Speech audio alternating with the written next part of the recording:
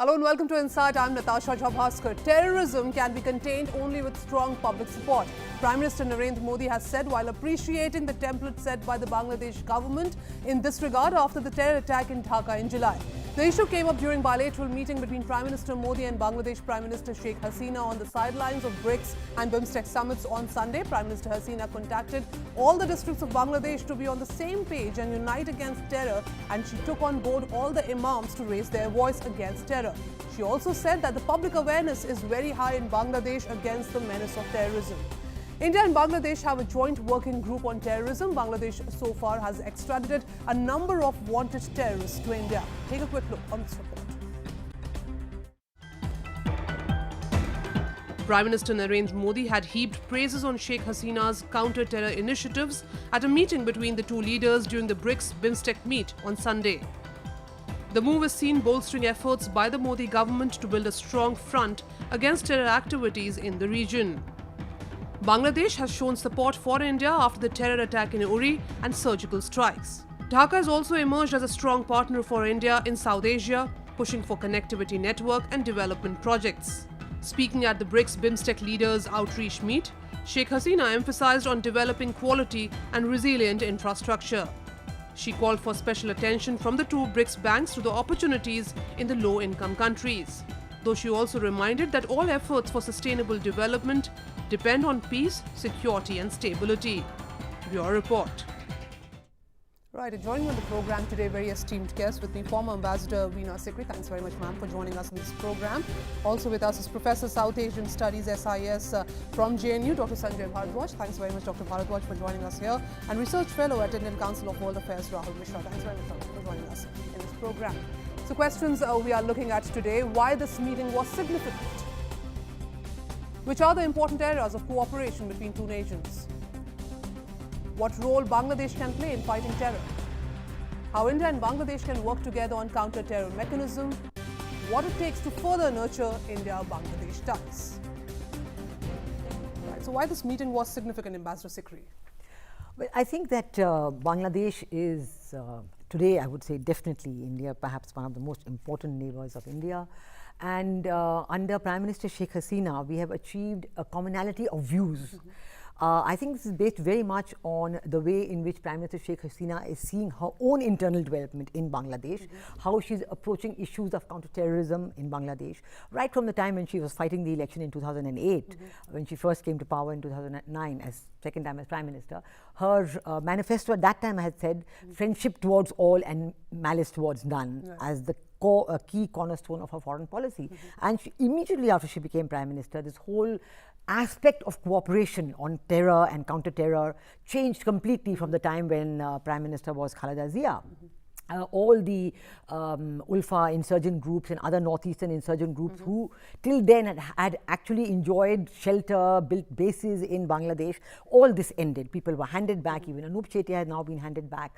So this is all a very important aspect of Prime Minister Sheikh Hasina's leadership. But I must say again that it is based on her own internal perception. Why do the people of Bangladesh want Indian insurgents on their territory? They don't want it. It's spoiling the law and order in their own situation. Okay, but Ambassador Sikri, will you also agree that much has changed since Uri attacks in September? The way Bangladesh, also Sri Lanka, Afghanistan and Bhutan came together to support India and completely isolating Pakistan, diplomatically isolating Pakistan and deciding not to attend the SAARC summit. Things have changed post-Uri? I think that the whole aspect of Pakistan's involvement in all these terrorist attacks, Bangladesh is the first country to feel it, because just as they have been, Pakistan has been involved in all these terror attacks in India, they're doing the same thing in Bangladesh.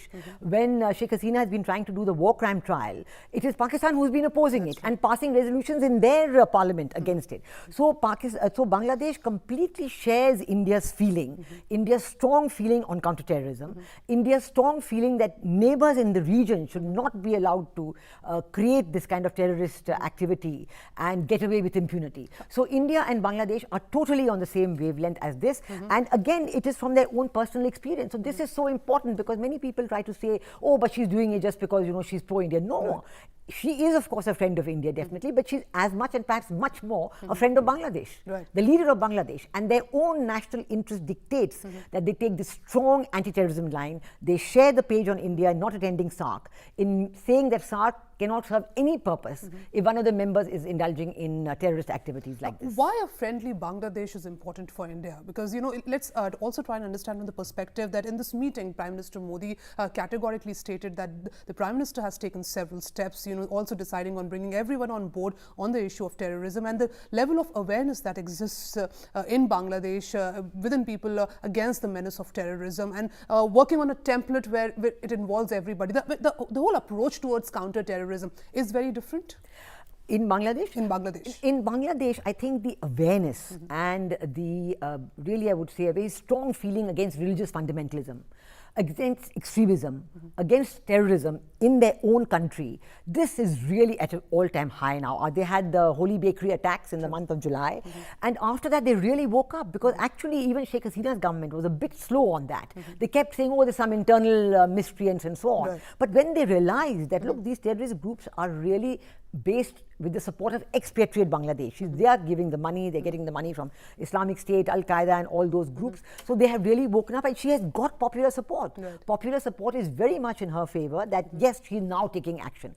The second aspect is the people of Bangladesh, like many others, but certainly in Bangladesh, the feeling for economic prosperity is very high. They know they can do it. Their garment industry is doing very well, pharmaceuticals doing very well. Prime Minister Sheikh Hasina is developing infrastructure. So to carry on with this, to get into being an emerging economy, a middle income economy, Bangladesh needs peace and stability. Now here again is another important shared point of view between India and Bangladesh. This is a very important aspect, that we have common views on both these critical, so we can work together. She is being seen as a prime minister who's performing, and on one side also talking about peace and stability. On Sunday also she reiterated herself, saying that if we are looking for peace and stability in the region, it's important that all of us must work together against terror, and should have strong steps, should take stern steps against terrorism. Professor Bharadwaj, why this meeting was significant from your perspective? We are looking at counter-terrorism measures. We have seen the way India is actually vociferously raising this issue of terrorism on all international platforms. Even the BRICS grouping meeting, the Goa Declaration categorically points out that how it's important to tackle terror and how countries must come together. Why terror? Is terror a common subject for all South Asian nations? Yeah, I think, first thing, that the source of terror, in fact, for all other South Asian countries are common. If either Bangladesh is suffering, and you will see that the linkages from particularly from 2001 to 2006, that there were clear-cut evidences that ISI and Pakistan is involved in promoting extremism and terrorism in Bangladesh. So Bangladesh is also suffering terrorism that is basically supported, sponsored from Pakistan. India is also suffering since long, and we have seen Pathankot, Uri, and all these incidents that we are suffering. If you are going to Sri Lanka, who were supporting to LTT, who are having linkages with LTT? It was ISI. It was well-known fact. ISI was also doing their activities through Nepal border, all that. So basically, all these South Asian countries, they are suffering from terrorism, and terrorism from Pakistan sponsored cross-border terrorism. So I think this was an opportunity, this was a time for all the South Asian countries to come out. Afghanistan is also, that all bases and supports in Afghanistan were from Pakistan. So it was a time to all the countries to come together and fight against terrorism. And I think this was the first a major success for India's or you can say Modi's neighborhood first policy, that you at least convince your neighboring countries, your neighbors, that we can fight terrorism all together, and we will denounce, Will you also acknowledge, Professor Bharadwaj, that from the time Prime Minister Modi took over, his first initiative was to invite all the heads of state in his oath-taking ceremony. So his first approach was always, as far as the neighborhood policy is concerned. From there, we also saw, the sort of reception he got in Nepal, then, be it Sri Lanka, also the sort of response from all the neighboring countries. Post Uri, the whole discourse has changed, the whole narrative has changed.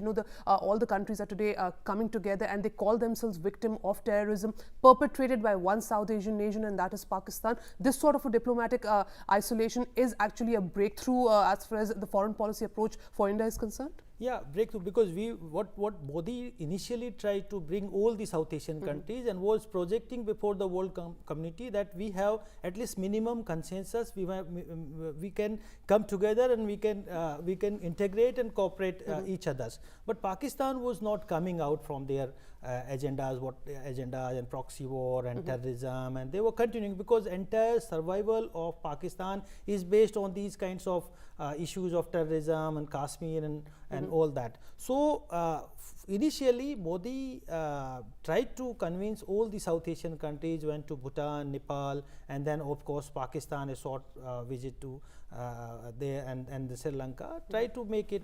Later on, now since the things Pakistan continued the same posture what it was doing earlier, it is the time to isolate Pakistan before the international community, and it has given a message. Now we have cooperation among South Asian countries, excluding Pakistan. And what we are trying to generate, we are trying to develop a alternative diplomacy, and we are looking developing and strengthening BIMSTEC and all that. We are looking for alternative. One more point I would like to add about Sheikh Hasina.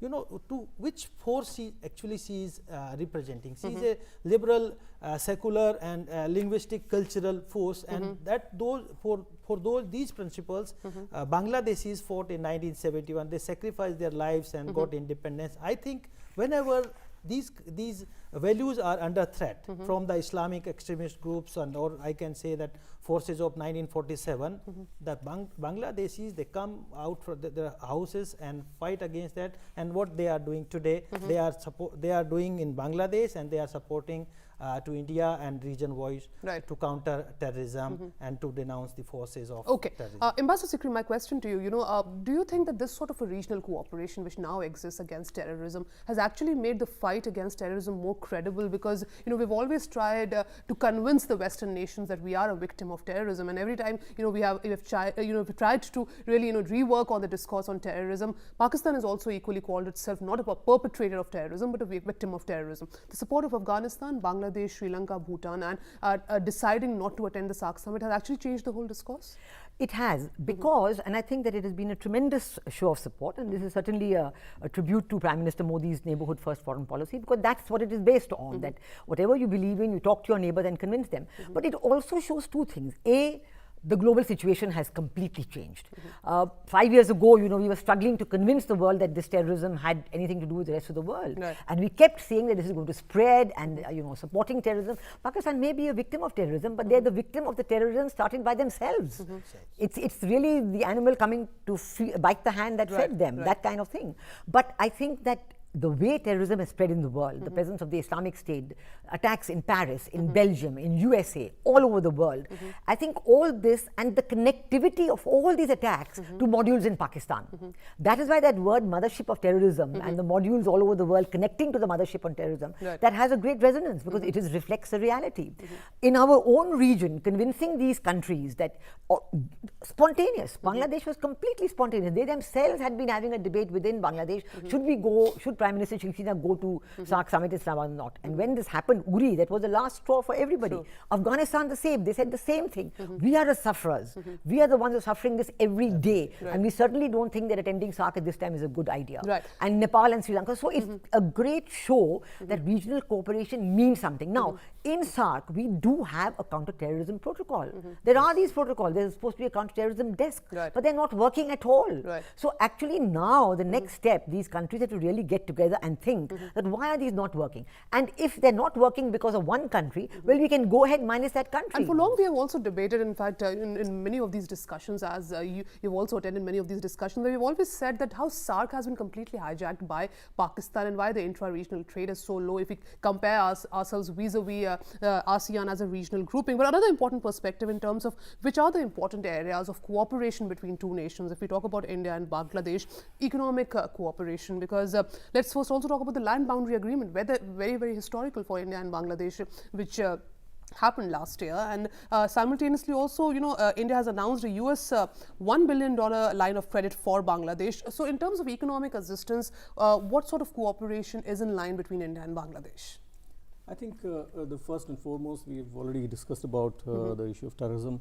That I just wanted to add that it has to do with the rectification in the problems of history of Bangladesh, and that's why India and Bangladesh are coming together. I think that's going to be the fulcrum of India-Bangladesh cooperation in coming years. But in addition to that, I think power and energy sector is something that these two countries are working on. Okay. India showed remarkable maturity in terms of signing the land boundary agreement and getting on with this kind of agreement.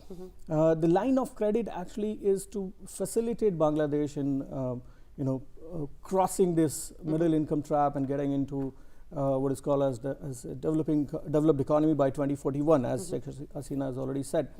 So that's one thing. Infrastructure is something in which Bangladesh is really facing a lot of problems, and that's why BBIN and now we are talking about BIMSTEC motor vehicle agreement, cross-regional connectivity, and also trying to link up with Southeast Asia, something that India and Bangladesh have to work together.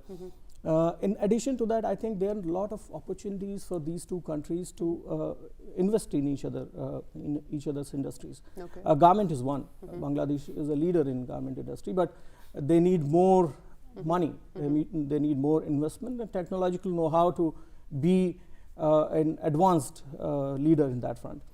I think in addition to that, energy is something that the entire South Asian region, if you look at Bhutan, Nepal, Bangladesh, Sri Lanka, all of these countries, at least the provinces of these countries, are facing this acute crisis of power.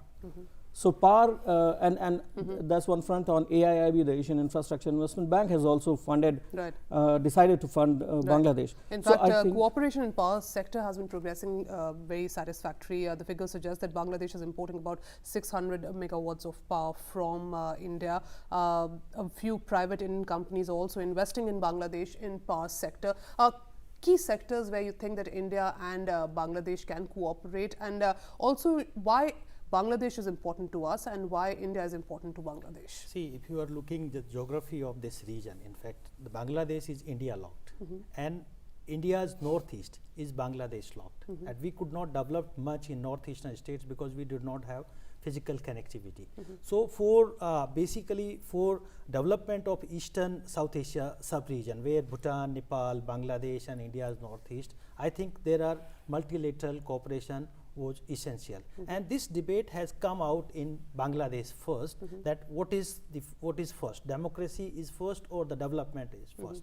I think that the Sheikh Hasina government has taken the debate that let us go first with the development, and democracy will go with that. Right. And there were some disputes, there were some problems within Bangladesh. So India has clear-cut 3 policy objectives vis-a-vis Bangladesh and other neighboring countries.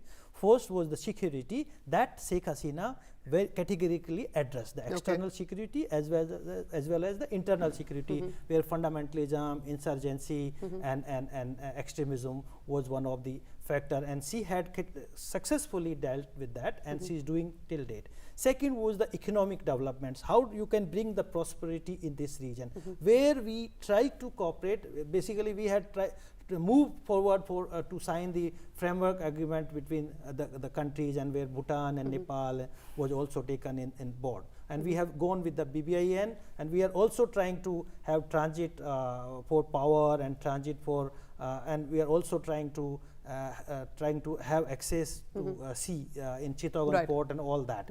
Third was very important factor was that was the political stability within Bangladesh and other neighboring countries, and India trying to cultivate these 3 policy objectives. And for that, what we have done, we have extended line of credit to Bangladesh, line of credit to Nepal, and of course with Sri Lanka as well. So we are trying to develop the infrastructure so that the infrastructure we will develop in Bangladesh will benefit Bangladesh development as well as to northeastern states, and that would extend to help us our Act East policy and go to Myanmar and further to Myanmar. And stable and peaceful neighborhood is good for India also when we talk about stability and in fact greater regional cooperation. But what it takes to further nurture India-Bangladesh relations, because from here we have seen the visit and the warmth that exists and the sort of response which India has received from different countries as far as our South Asian region is concerned, what it really takes for us to further nurture India and Bangladesh relations. Well, I think the first step is early implementation.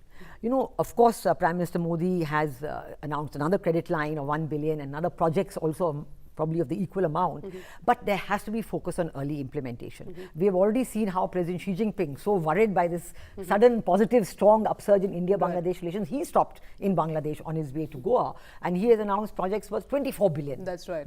So this is a kind of a one-upmanship now. But I think that the natural friendship between the people of India and Bangladesh is a very strong factor which we have to nurture. You know, Bangladesh students coming to study in Indian universities, cooperation between mutual investment. If we want the Northeast to develop, and certainly that is a top priority of the present government, we have to invest in Bangladesh, joint ventures in Bangladesh for the Northeast. Because you cannot expect Indian companies to carry the goods all from rest parts of India to the Northeast. It's a very tedious process. But with the breakthrough on connectivity in Bangladesh, there has been a huge breakthrough on transit, which is now going very well, and by water, by sea, and by railway. These are additionalities which have not been there now. We can really look forward to mutual investment in Bangladesh and then develop the Northeast with that. There is another aspect which we have to look at, and that is on Teesta. Teesta is one aspect which I believe even in the discussions in Goa between our two prime ministers that came up. And the federal structure and the tensions of actually putting all the states also on board. Yes, because obviously the land boundary agreement was a great breakthrough. The implementation which was done under Prime Minister Modi, it was signed earlier, but implementation done was a very, very important step, because you know the land boundary first time was signed between Indira Gandhi and Sheikh Mujib, but it wasn't implemented. So then again the protocol was signed under Prime Minister Manmohan Singh, but again the implementation had slowed down. The implementation now has convinced the Bangladesh people that Prime Minister Modi is sincere. His visit there had a huge breakthrough. His address to the public, intellectual, civil society address had a great impact. Even today they talk about it. But Teesta is something they are definitely waiting for. Water, it's symbolic. Water resources is symbolic. And how when Prime Minister Sheikh Hasina was there in her first term, Ganga Waters Treaty was signed. So now they are hoping that in her third term as Prime Minister, on Teesta there will be movement, and certainly Prime Minister Sheikh Hasina's next state visit to India, that is awaiting. That is likely to happen in December, because this is what many of the reports suggest, that they are hoping that Teesta, and now that Chief Minister Mamata Banerjee has been re-elected, so there is some hope that there also. But I think along with Teesta, we have to work with Bangladesh on a much broader perspective of river basin management of water resources. And here comes the issue of the Brahmaputra River as well. And we know what China is doing on the Brahmaputra. So this is another important aspect of cooperation between India and Bangladesh. And just when we are looking at Indus Waters Treaty, it's important that we also look at the other side of Brahmaputra. Quickly, before we take a short break and move into another segment on Myanmar, quickly your comments also on what it really takes to further nurture India-Bangladesh ties, and the focus on Teesta water deal, because this is something which is hanging fire for last so many years, and the difficulty in actually taking West Bengal on board.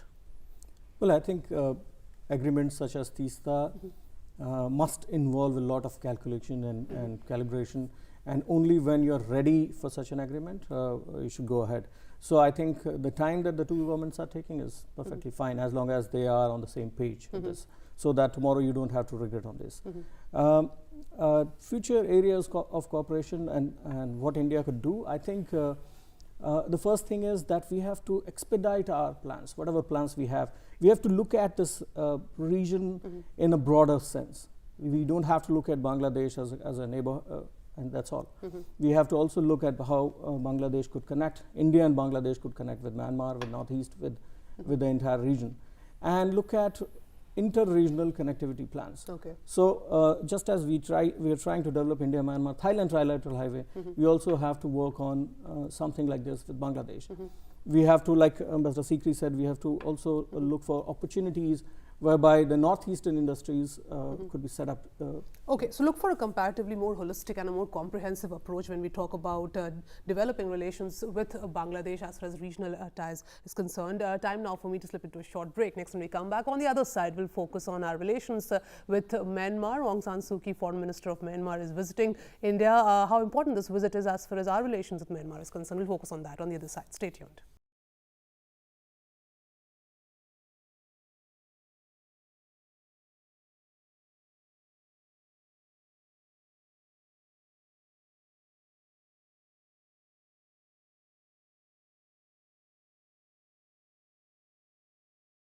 Watching Insight in what can be seen as a milestone in New Delhi's neighborhood first policy, Myanmar State Councillor and Foreign Minister Aung San Suu Kyi is in Delhi on a 3-day visit. This is the first official visit of Suu Kyi to New Delhi since her National League for Democracy assumed power in Myanmar in March this year. Suu Kyi's last visit to India was in November 2012 as leader of the opposition party. The bilateral ties is expected to focus on ways of bolstering economic and commercial relations.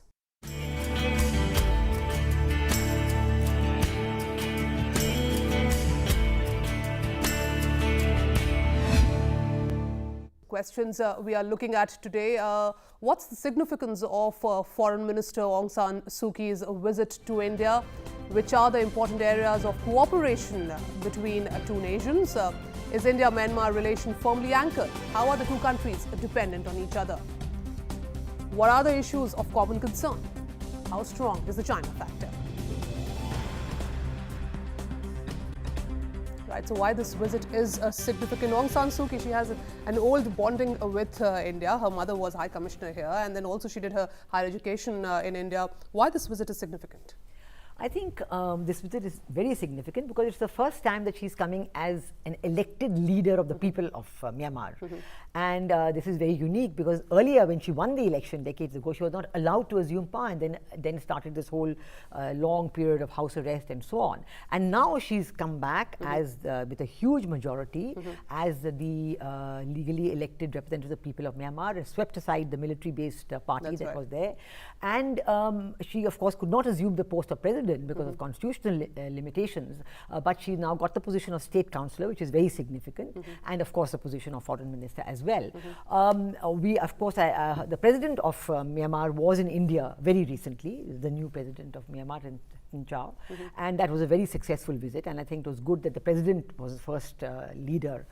The new president was the first leader to come to India, but everybody was anxiously waiting for this visit by foreign minister and state councillor, because we want to build on the relationship, we want to deepen it, we want to strengthen it. And I think that is a key factor. But I think if you look at the issues with Myanmar, I think they run the whole gamut, and it's very similar also to the issues that we were just discussing with Bangladesh. Security is a very important aspect. For India, it's a crucial aspect, because India's northeast, the insurgent groups, the Khaplang wing and even some aspects of Ulfa, the non-Tok faction, they are all taking refuge in Myanmar. And now when Myanmar is taking action, they go off to the bordering region of China.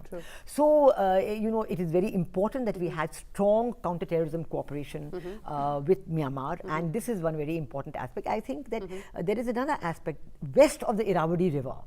That region and India's northeast, they share the closest ties, civilizational ties, family ties, ethnic ties, and really the levels of development are also about the same.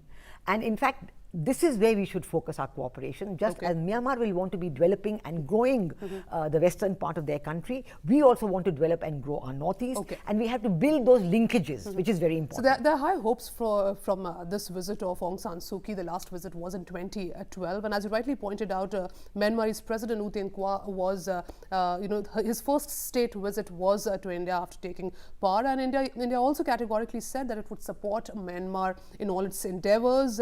Also, Myanmar earlier had said that it is, with India at each and every step. But the question is that, how India is actually perceived in Myanmar, because India has not really been a big supporter of Myanmar during its pro-democracy movement time, and the way we actually chose to be with the military junta. Is there also a level of skepticism? Because there's also another story today by Global Times where Chinese media actually has said that India has advantage in Suu Kyi-led Myanmar if we compare ourselves, because people perceive China with a lot of suspicion, but the same question also exists for India. No, I think that's a very interesting and important connection that you have dwelt on. First of all, we must remember that the real civilization ties are between India and Myanmar. China is north of the Himalayas. China is not a South Asian country. China is not a Southeast Asian country.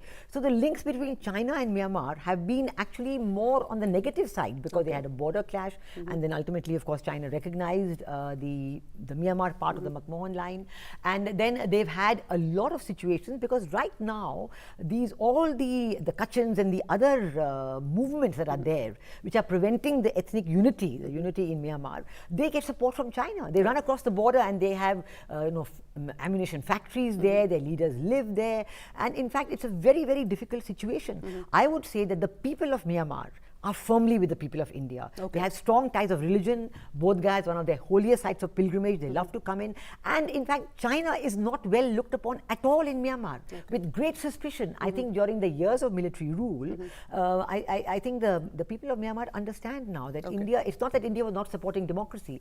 India was looking at its own security situation, and they had to deal with the military government in Myanmar because of the terrible security situation in the northeast. And this is what the people of Myanmar are understanding. They are facing the same situation today. So the writing in the Myanmar press, if you access some of the Myanmar press, that they have great hopes from Daw Aung San Suu Kyi's visit to India. They have great hopes. They are saying it should develop, the friendship should develop. India has to focus again on implementation. India has to focus again on implementation vis-a-vis China, because China has been very successful in implementing. And when we compare the sort of aid, earlier when we were talking about Bangladesh, China has promised $24 billion to Bangladesh. India has promised $2 billion. Even same holds true also for Myanmar. Important question is, how far are we successful in delivering on the projects we actually commit? What's really the significance of this particular visit by Aung San Suu Kyi, though she decided to visit India much after, first after visiting China, then later UK, and then also US. So India quite later in her choice of countries. See, in fact, this is the time to strengthen the cooperation and promoting democracy in Myanmar, and in fact she was looking support, and now she has become a democratically elected leader. So now India can develop closer ties with Myanmar, and also can cooperate in security issues. Third is very important issue is the China. China was giving a full support to the military junta in Myanmar, because it was having geo-economic as well as geostrategic interests. Geo-economic, China wanted to invest in energy sector of Myanmar, and in fact it has developed the gas pipeline project with Myanmar, between Myanmar and Yunnan province, where India also wanted to import gas, natural gas from Myanmar to India, but Bangladesh had become very important factor, and you can say the geographical barrier. Second thing, that China also wanted to have access through Myanmar to sea, through Bangladesh as well as through Myanmar, and wanted to develop the Sittwe port of Myanmar, and for that they are basically having the projects of BCIM, is popularly known, where India is little bit hesitant of Chinese increasing presence in Bangladesh and in Myanmar. So, and because it directly impacts on India's economic as well as strategic interest in this region, or basically direct threat to the India's look east or act east policy. So Aung San Suu Kyi's visit to India is very important for not only for Myanmar but also for India, and it is a time I think we should develop what in fact we talked about the 3 C's, that connectivity, commerce and culture, and Myanmar, there Myanmar is very important. And not to forget, Myanmar is the only country which shares its borders with India, 1604 kilometers, and most importantly it's known as a gateway to Southeast Asia. So can play a very, very strong role as far as the Act East policy is concerned. So we have high hopes as far as for India-Myanmar ties are concerned with this visit of Aung San Suu Kyi. Here's a quick report on that. After participating in the BRICS BIMSTEC Outreach Summit in Goa, Myanmar's leader Daw Aung San Suu Kyi is on a 3-day visit to Delhi, where she'll meet the President, Prime Minister and External Affairs Minister Sushma Swaraj. After coming to power in Myanmar, this is Aung San Suu Kyi's first official visit to India. Suu Kyi, whose National League for Democracy brought down the curtains on 5 decades of military rule and assumed power in March this year, is the country's foreign minister. Suu Kyi has had a special bond with India. She spent many years of her childhood in India when her mother was a High Commissioner in New Delhi. She received her higher education here. Suu Kyi will also attend a business event during which she will interact with leading Indian business leaders and discuss ways to improve commerce and trade between the two neighbours. Cooperation on border management and tackling terrorism, apart from deepening economic and cultural ties, are expected to figure prominently in the talks. Myanmar's President U Tin Chua has already visited India. Myanmar has also assured that it would not allow any insurgent group to use its territory against India. Myanmar shares a 1640-kilometer long border with northeastern states of India, and is our window to the east. India is looking to present itself as an ally whose interests are truly in synergy with Myanmar in areas of security and development. Bureau Report. Right, so which are the important areas of cooperation between two nations? Rahul, why this visit of Suu Kyi is important to India? What's the significance of her visit? Well, the significance is that this should be seen in continuation with External Affairs Minister Sushma Swaraj's visit. Then the Myanmar President who visited India in August, Mr. Thein Sein. Now, what we are looking at, the significance is that we have to now first look at what we have achieved so far and what are the areas on which we are going to cooperate. So there is a lot of positivity, but what are the material tangible gains that we have to achieve is something that we are going to, we have to understand. Second is we have to really very strongly look at the economic commercial ties. A lot of countries, Singapore, South Korea, Japan, European Union, all these countries have invested massively in Myanmar, but not us. We are lagging behind. I wouldn't compare China with India because there are certain complications involved with China-Myanmar relations. But India's investment is not pretty strong, and that is something we have to look at. And we have to also diversify. We don't have to just focus on oil and gas sector. We don't have to just focus on connectivity. We have to look at investments in that country. And how is the overall, political and investment scenario in the country? Is it really conducive for the country to invest in seeing the present circumstances in Myanmar? I think yes. Post November 2015, when the elections happened in March 2016, when NLD came to power, things have changed, and the reform process started in 2011. So it's been 5 years. They have a new investment policy. They have a new agriculture policy. Right. There are a lot of things that they have done, which is in consonance with the WTO norms, which is in tandem with the ASEAN policies on investment and trade and negotiations. So the environment is really conducive for India to make investments. It's not that the country is not stable at this moment. So if you're going to invest in Myanmar, you're making and the fact that investment. US has lifted decade-old ban has also actually made things easier for other nations to invest. But for Delhi, tackling insurgency problem is a big challenge, and there we need Myanmar's support. Do you think India and Myanmar are on the same page on this? I think we have definitely moved much closer together on this, and of course there has been discussion about, again, surgical strikes across the border into Myanmar, very much in cooperation with the Myanmar government, because they knew that the attack on the Indian paramilitary forces and on the army came from the Myanmar side of the border, and so India was, in collaboration, but always in very close cooperation with the Myanmar government. So that's a very important point. And I think, again, if you look at this whole question of the insurgent groups in Northeast, it is the economic development of the Northeast, giving jobs to the youth there, which will end this problem. And the same thing on the Myanmar side. Education and health are two critical sectors in which India and Myanmar can have a very valuable cooperation, because this is what the people of Myanmar need. Right. And especially, again, I'm talking about the region west of the Irrawaddy, because all this investment from Japan, Thailand and others, they're all focused on east of the Irrawaddy. Okay. So you have a lot of investment there, a lot of development there, but this region west of the Irrawaddy, you have, of course, places like Mandalay, where the Chinese are now coming in bigger and bigger force, buying property and relocating themselves there. So there is a great urgent, I think, security and political and economic concern. All three come together for India's greater presence in the region west of the Irrawaddy.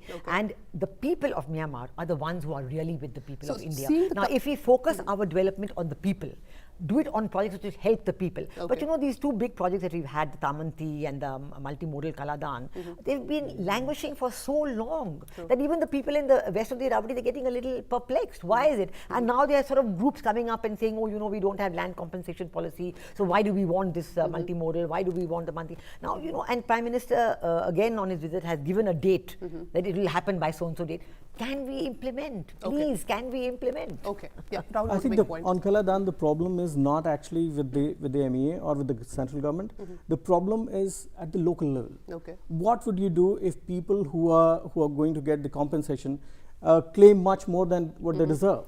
You have to have an redressal mechanism. You have to have a policy through which you can sort these things out. But these things take time. So but it doesn't I take so beg to many differ years. that India is on Kalada. Let me tell you, I've gone into it in some India's late. detail. Government of Myanmar does not have a land compensation policy. That is a problem. The problem is with the Indian side. So that has to be sorted out first. Since they don't have a land compensation policy, something has to be worked out as to how do you compensate them.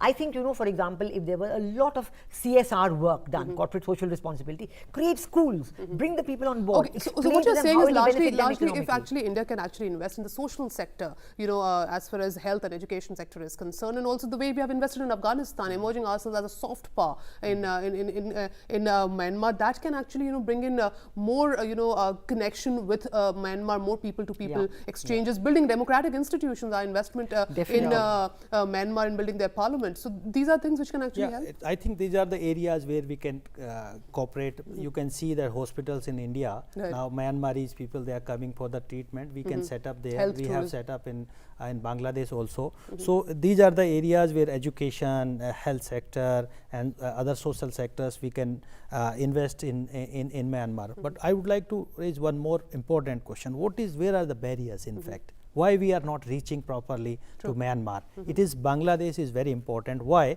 If you are looking, Bangladesh and Myanmar are having hardly any cooperation, bilateral cooperations. What are the irritating issues and challenge is the Myanmar Rohingya refugees. In fact, the Rohingya refugees are basically becoming a very important factor or point of bitterness between Myanmar and Bangladesh. Today I was reading that Sheikh Hasina has invited Aung San Suu Kyi to visit Bangladesh. I think that that visit of Aung San Suu Kyi to Bangladesh will open the new areas of cooperation between Bangladesh and Myanmar, and that would help us, the northeastern states and India, to develop a physical ties or a cultural ties as well as commercial ties with Myanmar, and we can invest in other areas, and we can upgrade the border post along Is India also expected to play a role as far as the peace process with ethnic groups are concerned in Myanmar? In the recent Panglong 2, which was convened by Aung San Suu Kyi as state councillor, she has given a kind of role to China, trying to see that because all these people are going and taking refuge there, getting armaments from there, getting financial support from there, but that did not yield anything. Actually, Panglong 2 did not come up with any positive results. So that has been a disappointment, because it was Panglong 1 was convened by her father, General Aung San, and that was a great success in creating modern Myanmar as it is. Now today, for example, in Myanmar, all these ethnic problems are there, but nobody wants to break up Myanmar. They're willing to be within Myanmar, but how? How to create that peace structure, get people to lay down their arms, what happens to the individual armies that some of these, ethnic groups have. So Panglong 2 was looked at as a possible breakthrough. That has not happened. I think there has been a certain disappointment with China on that, because China has not withdrawn its role on that. But I think that this whole aspect of the Rohingyas, there I think India has to gently push Bangladesh and Myanmar to talk about it. They have never yet spoken about it directly. It's amazing. It's such a problem. It's a big problem within Myanmar. It's a big problem within Bangladesh. But it's being dealt with by the OIC and by international groups and international media, and they don't talk directly to each other. So it's a combination of a problem of ethnicity and illegal immigration. So it has to be dealt with. Both the nations have to. I'm left the last 5 minutes on the program. I'll take final comments. I'll start with you, Rahul, in terms of what are really the issues of common concern both for India and Myanmar, and how strong is the China factor? Well, common concern is insurgency that we are dealing with, and we need Myanmar support on that. Drug trafficking and human trafficking are another challenges. So these are the challenges we have to look at. The third, of course, is how to develop the northeastern region and taking Myanmar on board. So far as China factor is concerned, I think China's relations with Myanmar are not very good at this moment. And also you have to look at, in terms of ethnic connections, China is actually the troublemaker there. China supports the Wa, Kokang and Kachin armies there. So they were invited in Panglong too, because they are creating problems. So you take them on board and create sort of peace. For India, India is suffering. So, well, Mr. Doval went there. Our concern is only with the Nagas. So we are actually the victim. So we've got to wait so that the Panglong issue gets resolved. Now, ethnic reconciliation is another challenge. But the problem is that Rohingyas are not included in the ethnic reconciliation process.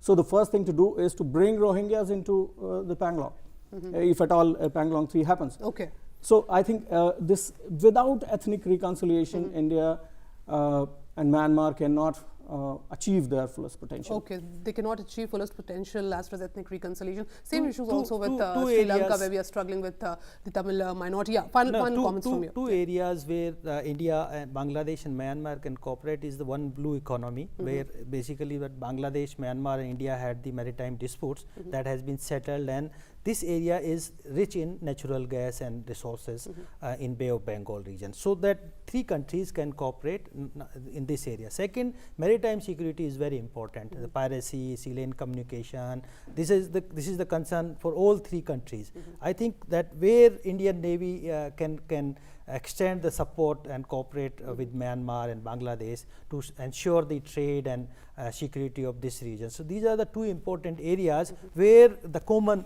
concerns and common issues are involved, and we do not have now borders. We are in fact we have accepted that whatever the Right, so blue economy and maritime security, it's very again, a important. crucial points. Final comments, is India-Myanmar relation firmly anchored as of now, and good days ahead for us?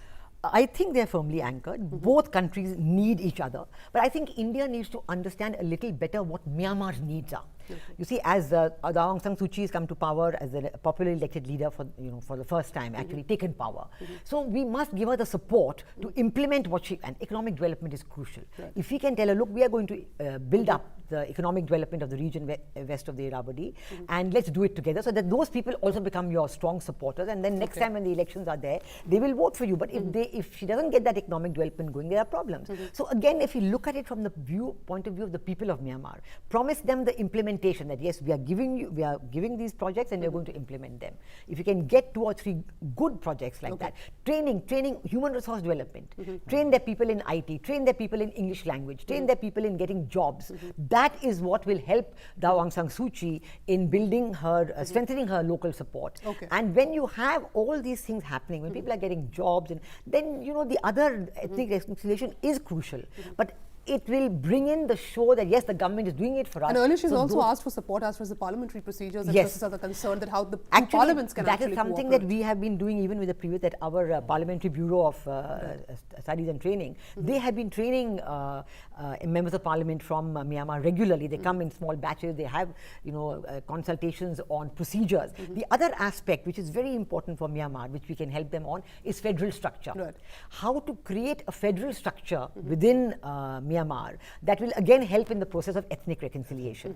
Federalism was a word that was, as long as the army was in power, it was regarded as a word that you could not even speak. Right. But now there is focus on that, and I think if Myanmar is willing to build a federal structure, and India is a very good example of that, devolution of powers, division of powers between center and states, financial powers division, resources allocation, that would be very crucial for the so people greater of Myanmar. devolution of powers, greater focus on federalism, also giving more autonomy to states and their decision. But of course, as you rightly pointed out, much needs to be done to boost the economy of Myanmar. Investments must happen from India and greater implementation. Thanks all of you for joining us in this program, and that's all we have for you in this edition of Insight. Thanks very much for watching. Namaskar.